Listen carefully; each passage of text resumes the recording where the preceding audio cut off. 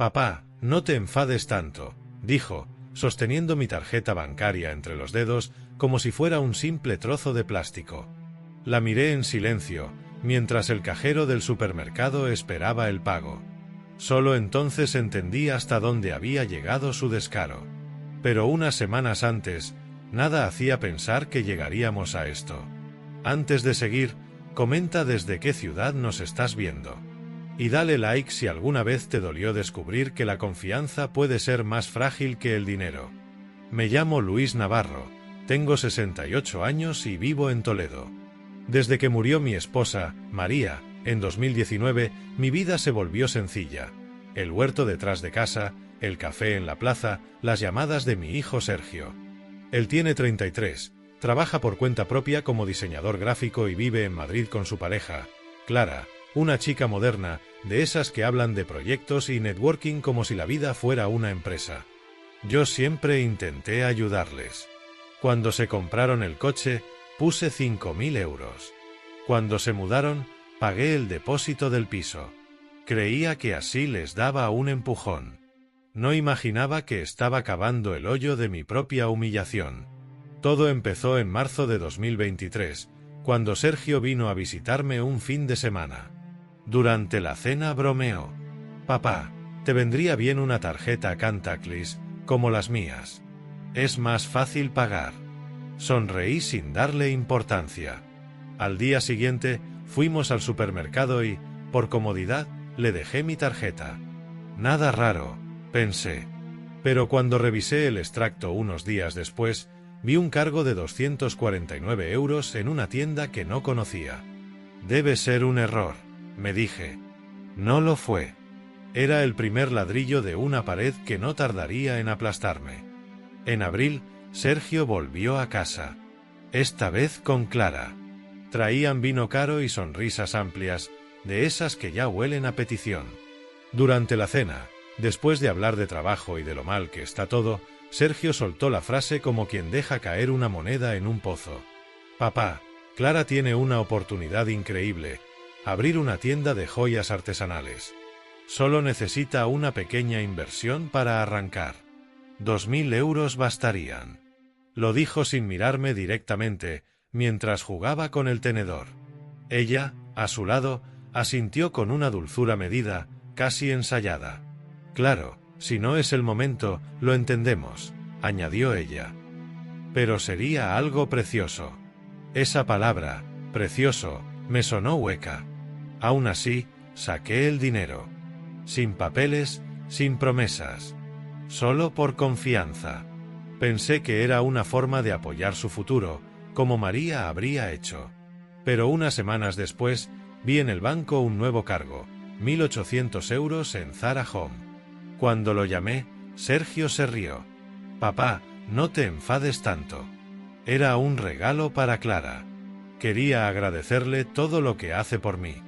Su voz era tan tranquila, tan limpia de culpa, que por un momento pensé que el problema era mío. Que quizá me había vuelto tacaño con los años. El verano trajo más cargos, más excusas. Unas veces un error del banco, otras una compra que devolverán. Hasta que el 14 de agosto el teléfono sonó al mediodía. Era del banco. «Señor Navarro, ¿autoriza usted una compra de 4.900 euros en una joyería de Madrid?» Me quedé mudo. El ventilador giraba lento en el salón. Afuera, el huerto brillaba seco bajo el sol. «No, no la autorizo», dije al fin. Colgué y llamé a mi hijo. Tardó en contestar. «Ah, eso, lo pagué con tu tarjeta, pero te lo devuelvo la semana que viene». Era para un detalle especial. «¿Qué detalle cuesta casi 5.000 euros, Sergio?» «Un anillo. Clara y yo nos vamos a comprometer». Me quedé mirando el teléfono, como si pudiera devolverme otra respuesta. Durante un rato solo escuché el tic-tac del reloj de pared. Ese sonido fue el eco exacto de mi humillación. 2 semanas después, me invitaron a una comida familiar en su casa de Madrid. Mesa larga, mantel blanco, los padres de Clara frente a mí. Todo impecable. Todo calculado. Sergio levantó la copa. Brindo por el apoyo de mi familia, por mi futuro suegro y por el ejemplo de generosidad que me inspira. Las risas se alzaron como un brindis vacío. Yo apenas toqué la comida. Cuando el camarero trajo la cuenta, Sergio me miró y, con naturalidad, deslizó mi tarjeta sobre la mesa. «Papá, págala tú, que te devuelvo luego». El mundo se me encogió en el pecho. Era un gesto pequeño, pero lleno de desprecio. Lo dijo delante de todos, con la ligereza de quien ya no teme el límite. No respondí. Solo lo miré, fijo, hasta que apartó la vista. Esa noche, de vuelta en Toledo, cancelé todas mis tarjetas y bloqueé las transferencias automáticas que tenía hacia su cuenta. Al día siguiente llamé a Ramón Gálvez, mi abogado, y cambié el testamento. Mi hijo ya no figuraría como heredero principal. Le dejé solo una carta, breve, sin reproches. Sergio, el dinero se repone. La dignidad, no. 3 días después, apareció en mi puerta. Venía sin afeitar, con los ojos hinchados y una rabia que olía a vergüenza. Papá, solo era dinero. ¿Por qué haces tanto drama? Porque era mío, y lo tomaste como si fuera tuyo. Eres un egoísta. Clara dice que los padres modernos ayudan sin condiciones. Entonces pídele ayuda a su padre. Cerré la puerta despacio. Detrás oí un golpe seco, quizá su puño, quizá su impotencia. No volví a abrir. Desde aquel día, el silencio se instaló en casa como un huésped permanente. Tardé semanas en volver al huerto. Las tomateras estaban llenas de maleza, igual que mi ánimo. A veces, al amanecer, me sorprendía mirando la tierra húmeda, recordando cuando Sergio venía de niño y se manchaba las manos ayudándome a plantar. Entonces entendí algo que antes no había sabido. Los hijos también se pudren cuando uno riega demasiado. Han pasado 2 años desde aquello. Sergio trabaja ahora en una empresa de logística. Vive de alquiler. Clara lo dejó pocos meses después de la discusión. Nunca más tocó mis tarjetas. Nos vemos de vez en cuando, en cafeterías donde el café sabe más a deber que a reencuentro. Hablamos del tiempo, del fútbol, de cosas que no duelen. Y cuando se despide, aún me dice: «Papá, no te enfades tanto». Yo sonrío con calma. Porque ya no hay enfado. Solo un cansancio sereno, limpio, como la tierra después de la lluvia. He aprendido que el enfado de un padre no nace del dinero perdido, sino del respeto que se dejó robar. «Ah, eso», dijo Sergio, al fin, con esa voz entre distraída y culpable que aprendí a reconocer cuando era niño. «Lo pagué con tu tarjeta, pero te lo devuelvo la semana que viene». «¿Y qué era, exactamente?», pregunté. «Un detalle especial». «¿Qué detalle cuesta casi 5.000 euros, Sergio?» «Un anillo. Clara y yo nos vamos a comprometer». Durante unos segundos no supe qué responder. El silencio fue largo, pesado, como si el aire se hubiera detenido dentro de la casa. Un anillo comprado con el dinero de su padre, sin una palabra, sin siquiera mirarme a los ojos. Esa frase, que en otro tiempo me habría llenado de orgullo, sonó como una bofetada lenta. Le colgué sin decir nada. Esa noche apenas dormí. Caminé por la casa en penumbra, tocando los muebles como si fueran recuerdos. El reloj de pared marcaba cada segundo con una paciencia cruel. Pensé en María, en cómo habría reaccionado ella. Quizás me habría dicho: «No te amargues, Luis, ya se dará cuenta». Pero hay cosas que no se dan cuenta, se pudren. 2 semanas después, me invitaron a una comida familiar en Madrid. «Ven, papá, celebramos algo importante», me dijo Sergio. Fui, aunque algo dentro de mí ya sospechaba que no era un homenaje, sino un escenario.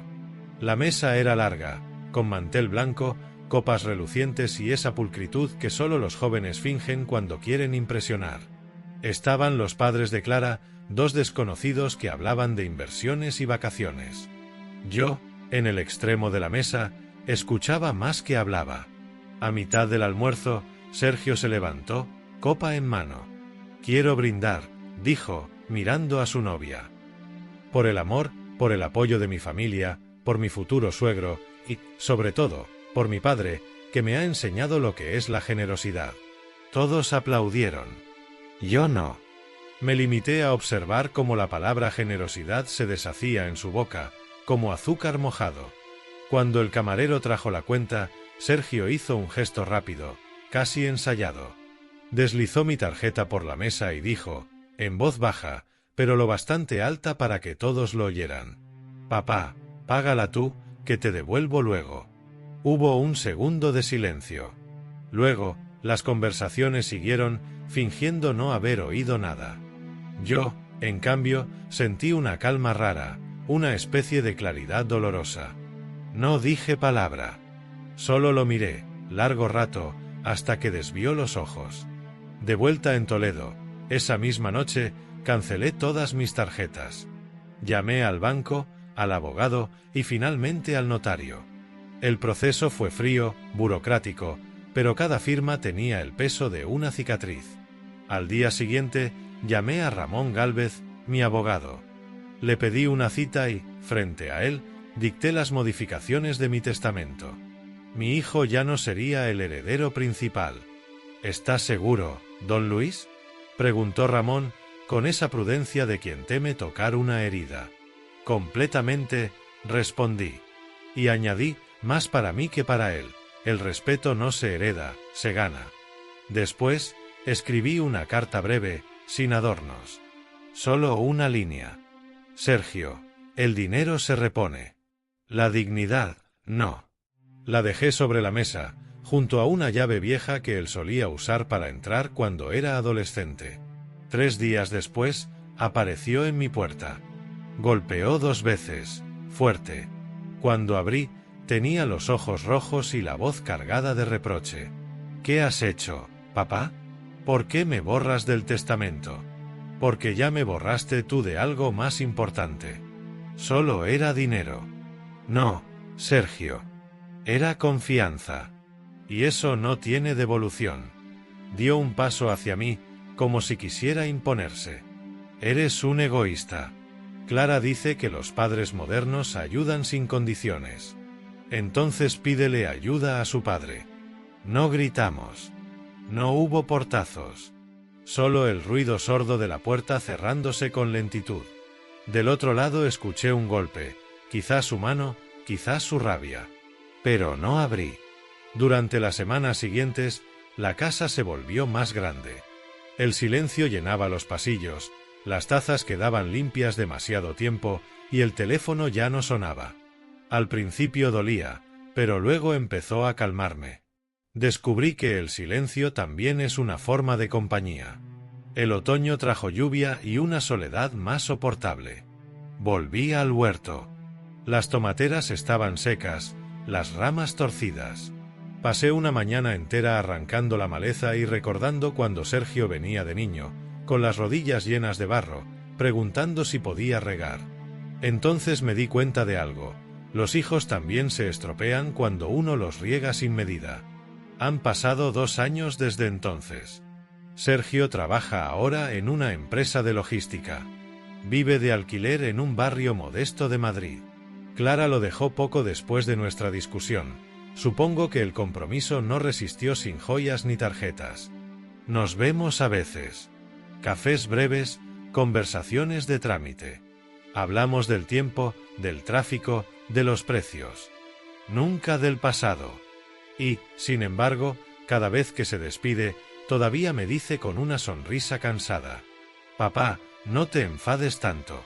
Yo asiento, pago mi café y lo observo marcharse. Su figura se aleja por la calle, la misma en la que de niño corría con una mochila más grande que él. Y pienso que, al final, uno no deja de ser padre ni cuando el hijo se equivoca, ni cuando nos roba. Solo aprende a querer desde lejos. A veces, al amanecer, salgo al jardín con mi taza de café. El aire huele a tierra y a calma. Miro el horizonte y pienso en lo que queda. Mi casa, mis manos, mi paz. Porque el enfado de un padre, eso lo sé ahora, no nace del dinero perdido, sino del respeto que se dejó robar. Y aunque ya no espero disculpas, cada mañana me reconcilio un poco más con la idea de que el silencio, cuando es justo, también puede ser una forma de amor. A veces, cuando el amanecer me encuentra despierto, escucho el reloj de pared marcar las 6:30, el mismo que María me regaló por mi jubilación. Ese sonido, tan constante y antiguo, me recuerda que sigo aquí, que el tiempo no se detuvo ni siquiera el día en que mi hijo cruzó el umbral de mi casa sin mirarme a los ojos. Durante los primeros meses después de aquella conversación, me sorprendía a mí mismo esperando una llamada suya. No para hablar del dinero ni del testamento, sino para preguntarme cómo estaba, o para decir simplemente papá. Pero las semanas se fueron haciendo largas, iguales, y la costumbre de esperarlo acabó desvaneciéndose, como se apagan las luces que nadie vuelve a encender. Me refugié en el huerto. Cada mañana, el olor a tierra húmeda me servía de consuelo. Planté tomates, calabacines y unas matas de romero que me regaló la vecina, Antonia. Ella, al verme tan callado, me dijo un día: «Luis, hay cosas que se curan trabajando con las manos. El alma se deshace en la tierra y la tierra la devuelve limpia». No le contesté, pero creo que tenía razón. A veces me sorprendía pensando en Sergio no como en el hombre que me había engañado, sino como en el muchacho que corría detrás de mí en las ferias o que se quedaba dormido sobre mis piernas mientras veía los partidos en la tele. Recordar esa versión suya me dolía menos. Quizá porque ese niño aún no sabía lo que era la codicia. En enero de 2024 me llegó una carta del banco. Decía que una de mis antiguas tarjetas, la que había cancelado tras todo aquello, aparecía vinculada a un pago pendiente de un préstamo que Sergio había solicitado antes de perder el acceso a mi cuenta. Llamé al banco y confirmé que no me afectaba legalmente. Pero la noticia removió algo en mí. No por el dinero, ya no me quedaban ganas de contar billetes, sino por el hecho de que él hubiera seguido tirando de una cuerda que yo había cortado hacía tiempo. Decidí escribirle una carta, no para reprocharle, sino para poner palabras donde el silencio pesaba demasiado.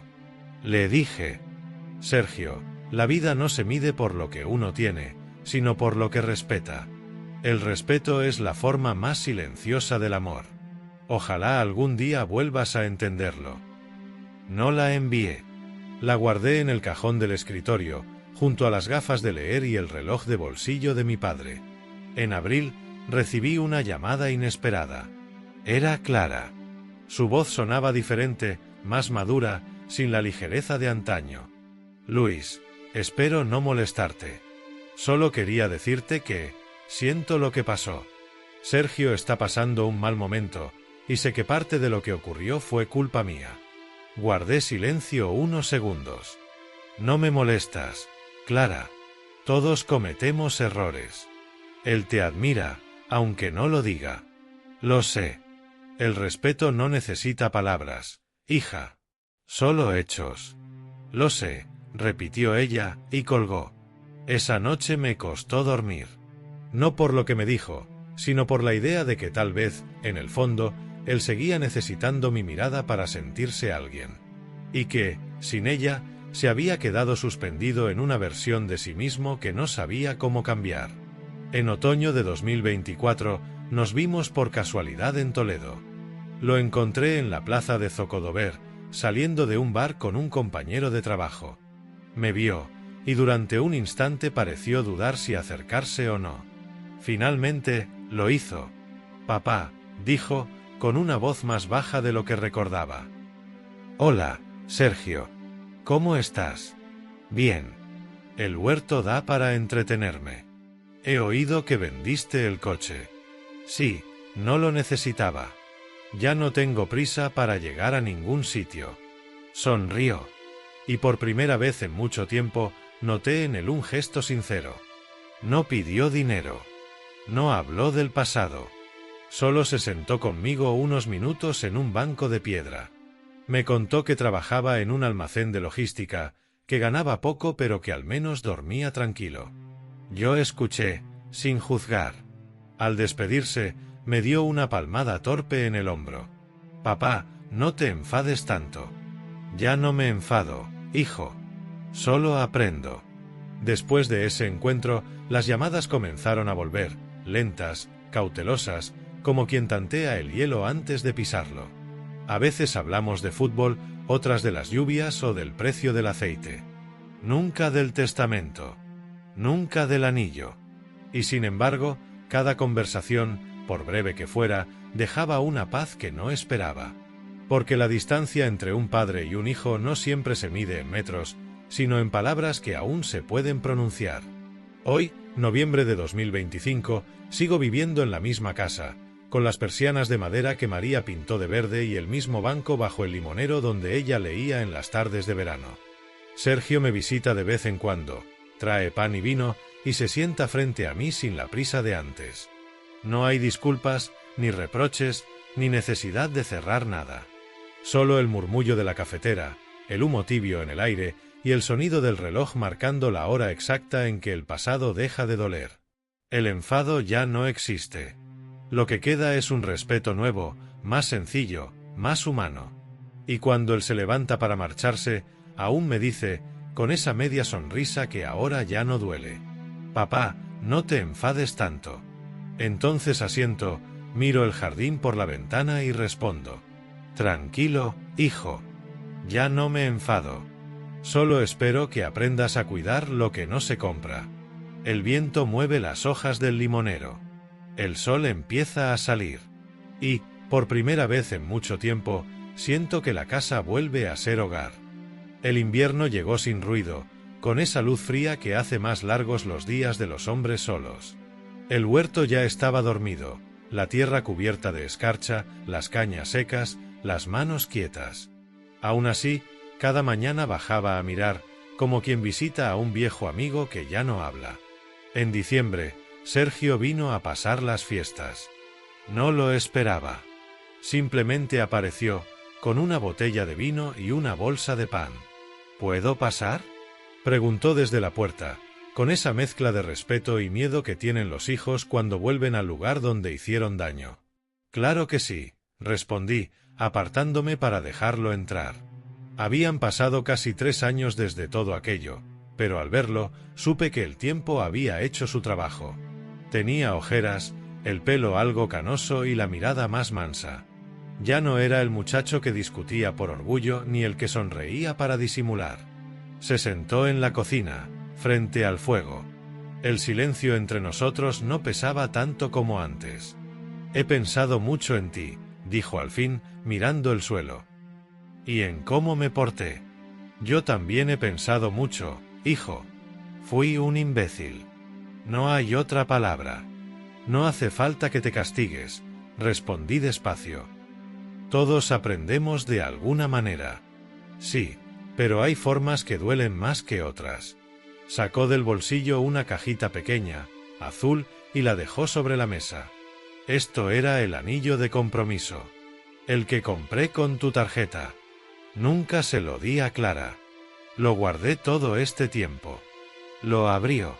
Dentro, un aro sencillo, sin brillo, reposaba como un recuerdo congelado. No sé por qué lo traje. Supongo que quería devolvértelo. No tienes que hacerlo, Sergio. No me debes objetos. No, pero te debo respeto. Lo miré. No era una disculpa ensayada, ni un gesto para redimirse. Era un reconocimiento callado, una grieta abierta desde dentro. Le serví un café. Nos quedamos un rato en silencio, escuchando el fuego. ¿Sabes, papá? Cuando Clara me dejó, pensé que era por dinero. Luego entendí que fue por cobardía. Me cansé de mí mismo, de echar la culpa a todo menos a mis decisiones. Eso también cuesta aprender, dije. Ahora tengo un trabajo fijo. No gano mucho, pero vivo tranquilo. No tengo tarjetas de nadie, ni deudas con nadie. Asentí, y una paz lenta se instaló entre nosotros. Por primera vez en mucho tiempo, no sentí que tuviera que protegerme de él. Solo lo veía como a un hombre que por fin había tocado fondo y aprendido a quedarse allí lo justo para entender. Cuando se marchó, me abrazó. Fue un abrazo torpe, breve, pero real. Gracias, papá. ¿Por qué? Por seguir aquí. Después de que se fue, me quedé un rato en el porche, viendo cómo el sol caía sobre los olivos. El aire olía a invierno y a calma. El anillo seguía sobre la mesa. Lo tomé, lo miré a contraluz y lo dejé en una cajita de madera donde guardo las cosas que no quiero olvidar, pero tampoco mirar demasiado. No como símbolo de rencor, sino de lección. Los meses siguientes fueron tranquilos. A veces Sergio venía los fines de semana, ayudaba en el huerto o se quedaba a comer. No hablábamos del pasado, pero los gestos cotidianos, poner la mesa, barrer el patio, traer leña, tenían un tipo de perdón silencioso que ya no necesitaba explicarse. Una tarde de marzo, mientras podábamos los limoneros, me dijo: «Papá, he pensado en mudarme de nuevo a Toledo. Hay una chica que conocí, nada serio todavía, pero me gustaría estar cerca». Lo miré con calma. «Toledo no se mueve, hijo. Aquí siempre hay sitio para quien vuelve con respeto».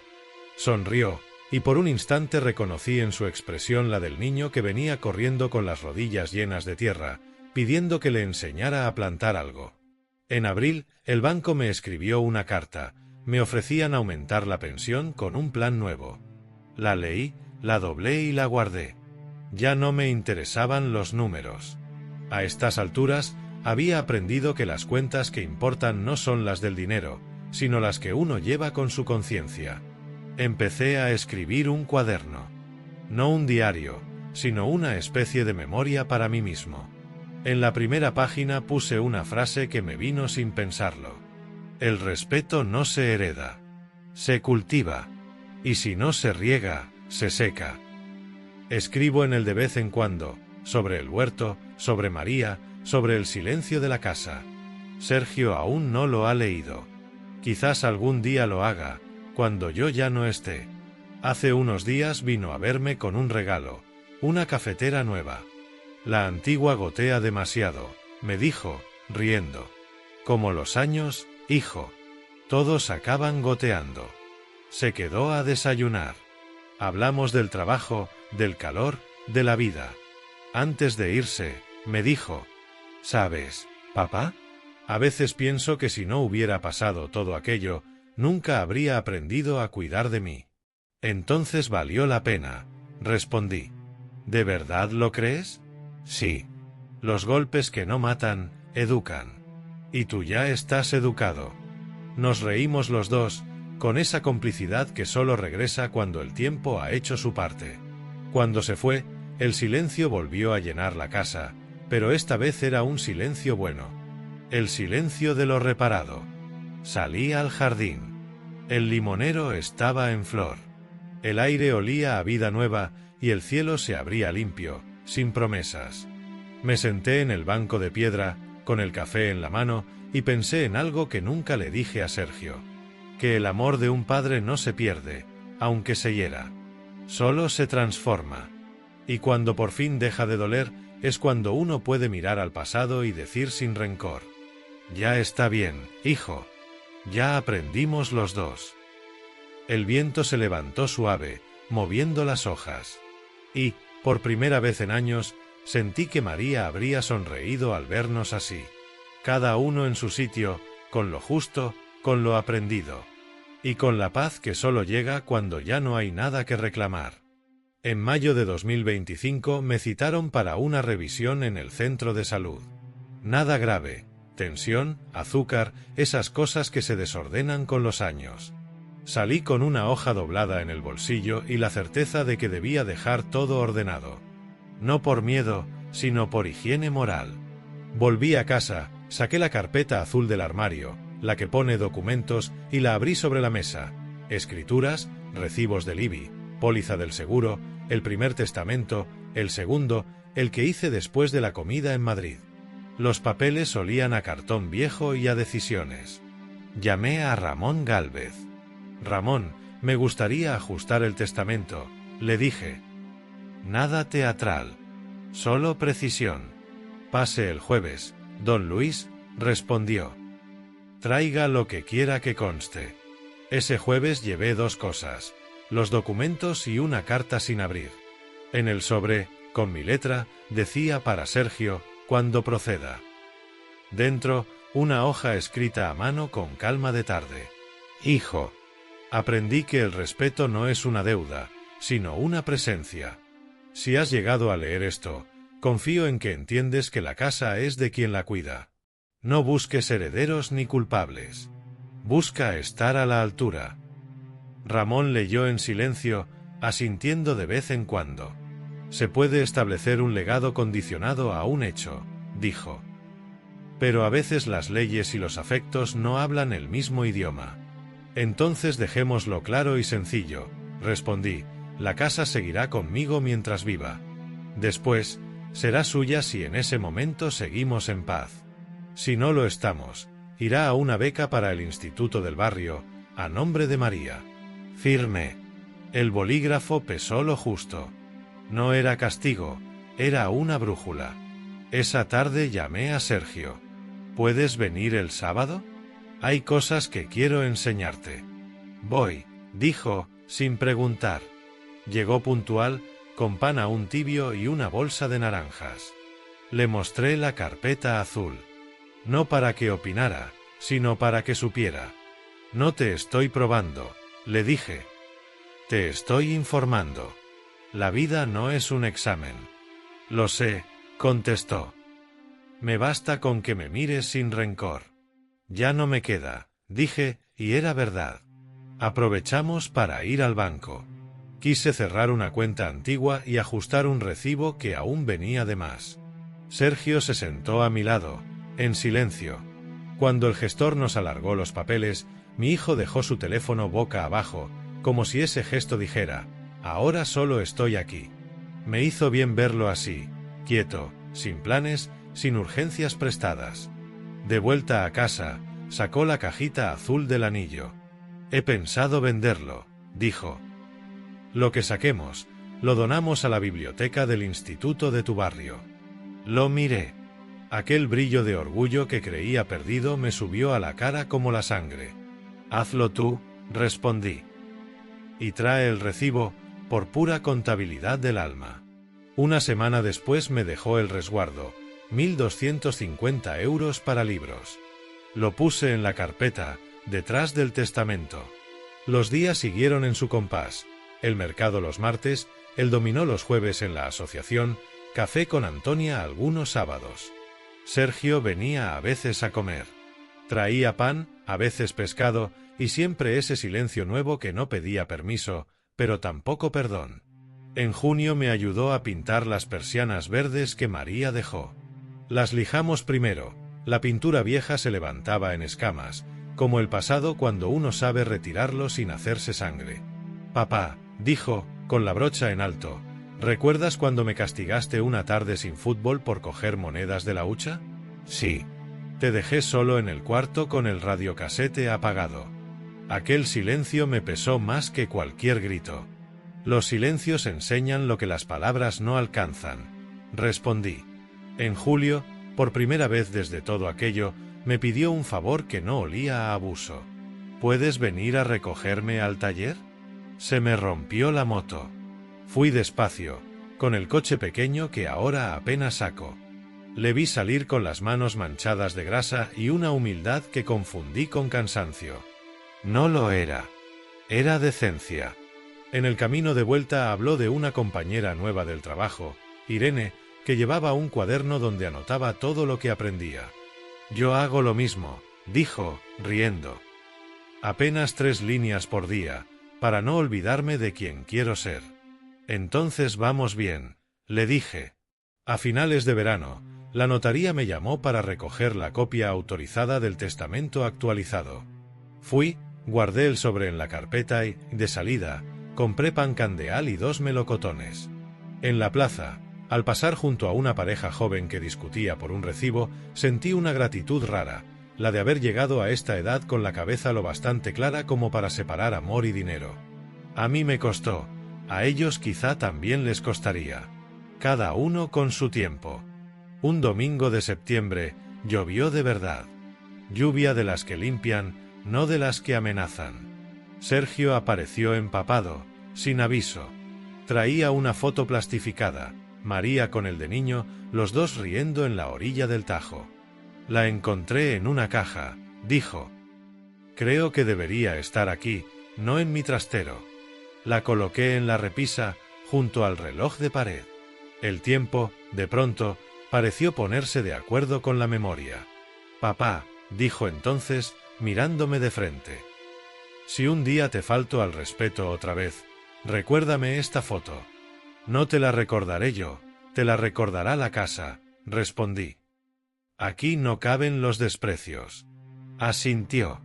El agua golpeaba los cristales con una cadencia que hacía más hondas las palabras. En octubre, le ofrecieron a Sergio un turno mejor en la empresa. Lo celebramos con una merluza al horno y vino tinto. Al recoger la mesa, me dijo: he leído una frase que me ha gustado. El dinero es buen sirviente y mal señor. Y peor padre, añadí. No lo eduques, solo ponle límites. Nos reímos. Había alegría sin euforia, que es la única que dura. De vez en cuando, por la noche, abro mi cuaderno. Anoto cosas pequeñas. Las herramientas limpias duran más. No se riega al mediodía. Un hijo entiende cuando deja de pedir. Al terminar, cierro la tapa con cuidado. No escribo para que me lean, sino para no olvidarme de mí. Hoy, noviembre, amanece con una luz de plata sobre el limonero. Me preparo el café en la cafetera nueva que me regaló Sergio. El goteo tiene un ritmo casi musical. Mientras espero, abro la ventana y respiro aire frío. En la mesa, la carpeta azul reposa sin urgencia. Dentro, testamento, resguardo de la donación, carta para cuando toque, recibos al día. Todo en su sitio. No es control, es sosiego. Sergio llegará más tarde. Traerá pan, quizás un ramo de margaritas para María, como hace a veces. Hablaremos de cosas normales: la calefacción, el precio del gas, el partido del domingo. Luego saldremos al patio y miraremos las nubes avanzar. No pediré explicaciones, no ofreceré sermones. Ya no hacen falta. Lo que se tenía que aprender, se aprendió. Si algún día me preguntaran qué quedó de aquella humillación, diría esto: una casa ordenada, una memoria sin gritos, un hijo que vuelve sin manos en los bolsillos. Y una certeza escrita con letra clara: la dignidad no se vende, se habita. Apago el fuego cuando el café sube. Lo vierto en la taza de loza, la que tiene una grieta fina que nunca termina de romper. Me siento junto a la ventana. Fuera empieza a lloviznar, manso, sobre las baldosas del patio. Escucho el reloj, 2, 3, 4 golpes, y dejo que el vapor me empañe las gafas. No hay prisa. No hay deuda. Solo esta paz de mañana, limpia como un papel recién firmado, que convierte la casa, por fin, en hogar. En diciembre de 2025 llegaron los fríos serios. La escarcha dibujaba mapas en las ventanas y el aliento dejaba una nube breve sobre la taza. Aquella mañana abrí la carpeta azul para algo sencillo: añadir el resguardo de la revisión del gas y una nota para mí mismo: purgar radiadores el día 12. Mientras ordenaba, descubrí, perdido al fondo, un papelito doblado con 4 dígitos, mi antiguo PIN. Lo sostuve entre los dedos y me vi, hace 2 años, entregando llaves sin saber que también entregaba el respeto. Lo rompí en trocitos y los dejé caer en la papelera. No por rencor, por higiene. Sergio llegó a media mañana con Irene. Venían de la carretera, con las manos heladas y esa risa que traen los que aún se sorprenden del invierno. Papá, dijo, esta es Irene. Encantada, don Luis, saludó ella, con una naturalidad que me ganó. Traía un bizcocho envuelto en papel y un bloc pequeño con una goma elástica. He oído que usted también apunta cosas, dijo. Yo empecé este año. Me ayuda a poner la cabeza en fila. Los cuadernos guardan lo que uno no quiere que se pierda, respondí. Pase, que el café ya sube. Comimos los 3 en la cocina. Hablamos sin esfuerzo. Me contaron que en el trabajo de Sergio le habían dado turno estable y que, si todo iba bien, en enero podrían pensar en un alquiler cerca de Toledo. No pedían nada, informaban, como quien mete pan en la cesta sin hacer ruido. Por la tarde salimos a hacer unos recados.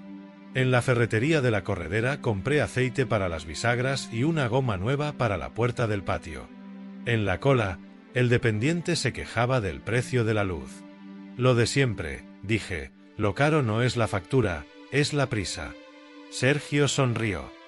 Ya me conoce los refranes. Cuando llegó nuestro turno, Irene pagó el aceite y me puso el ticket en la mano. Para su carpeta, dijo. A mí también me gusta tener las cosas en su sitio. Fue un gesto pequeño, de esos que pesan. Al salir, paramos en el bar de Manolo. Pedimos 3 cafés y un plato de rosquillas. Cuando el camarero dejó la cuenta, por costumbre miré mi cartera. Antes de que pudiera mover un dedo, Sergio dejó 2 billetes doblados bajo el platillo. Hoy invito yo, papá. No dije nada. Solo hice ese gesto que a María le gustaba, un golpecito de uña en la mesa, como un gracias sin palabras. El camarero se llevó la bandeja y al irse, me guiñó un ojo. Entendí el mensaje. En el pueblo, a su manera, todos habían visto la curva de nuestra historia. De vuelta en casa, Sergio subió al altillo a por la caja de herramientas. Repasó las persianas, apretó un par de tornillos viejos y engrasó el cerrojo de la puerta. Me pidió una llave Allen, la del mango rojo. Se movía con calma, sin necesidad de demostrar nada.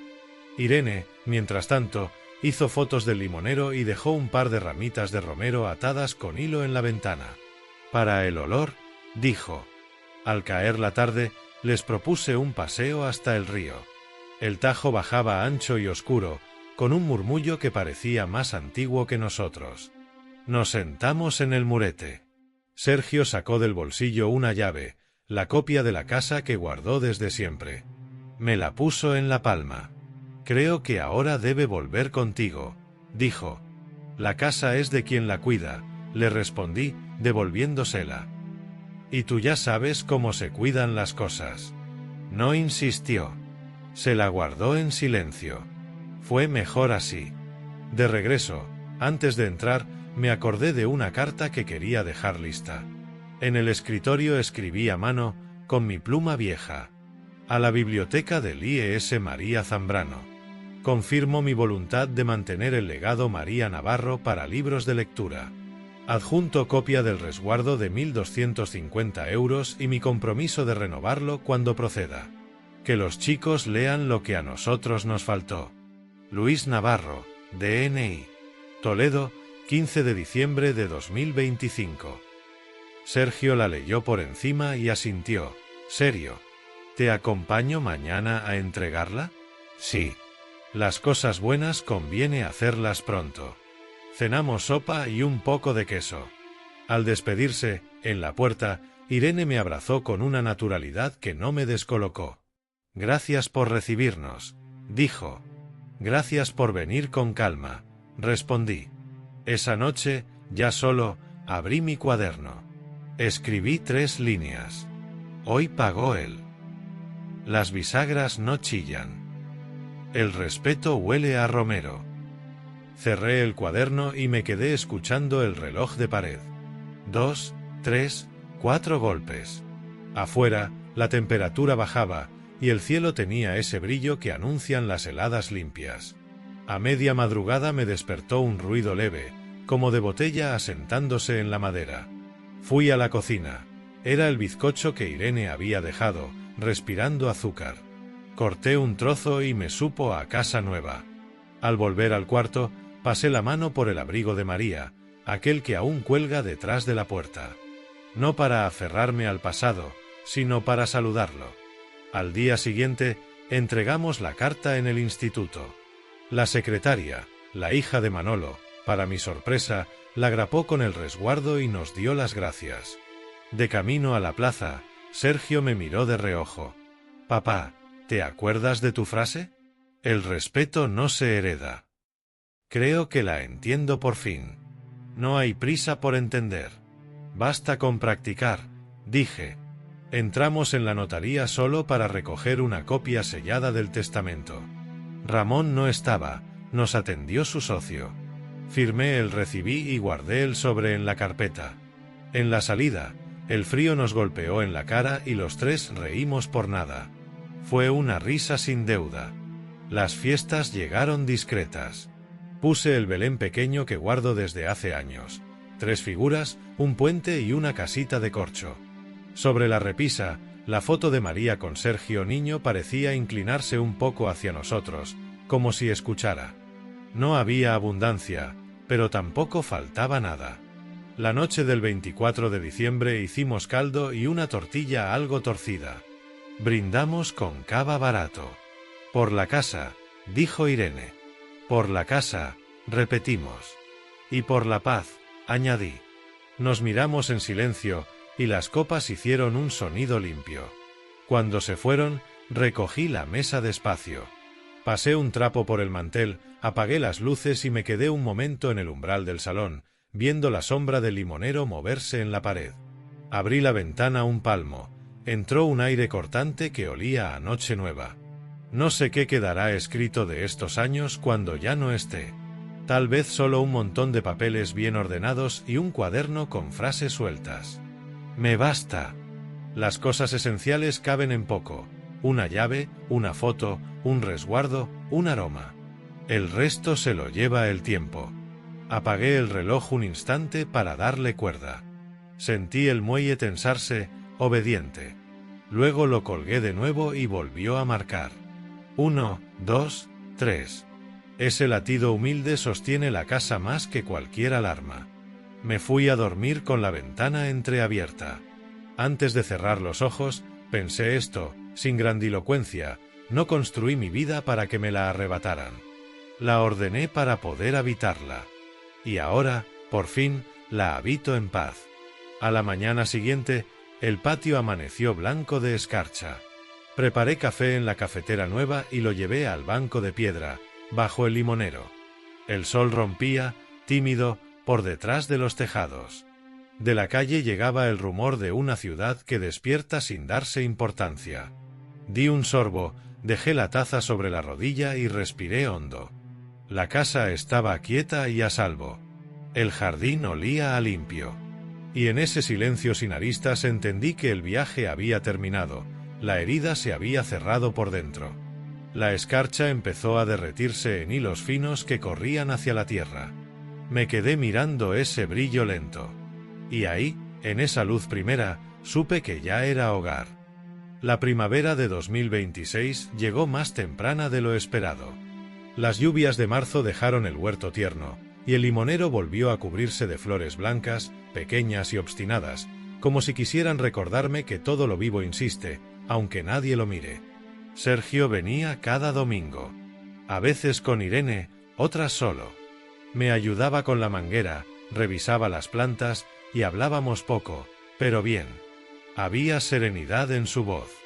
El tono de quien ya no necesita justificarse. Un domingo trajo una caja de madera.